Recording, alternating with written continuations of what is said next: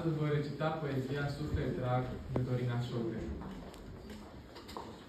Ești cerul, mamă, și pământul.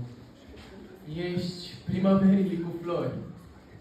Ești pita de pe masă și cuvântul.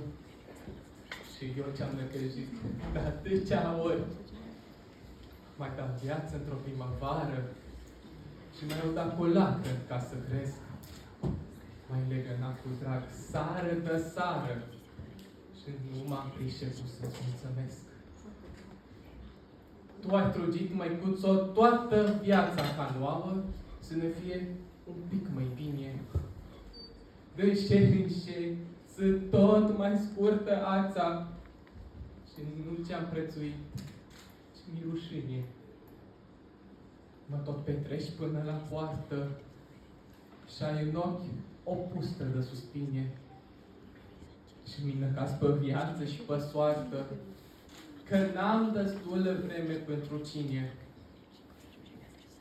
În sufletul-ți bogat de bătrânică, tu ai un loc anume pentru toți și treburi pentru noi, șapul de frică și nu ce întrebăm, dacă mai poți. Ai mâinii prea mult bătătorice, de parcă ai venit în alte vremi.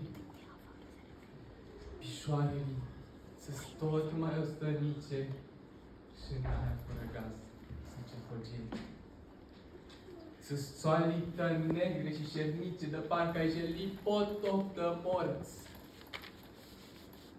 Durerii să-s toate răstârnice, când nu venim și ne aștepți la porți. Atâta de frumos miroși, măicuță, cum nu miroase în lume altă floare. A pită caldă, wow, în cigănuță, a Crăciun, a Paști și a sărbătoare. Atâția zile nu mai e sub soare și nu o să ajungă nici zilele mele. Că ce m-ar trebui să cer iertare și n-am atâția lacră să ce spere.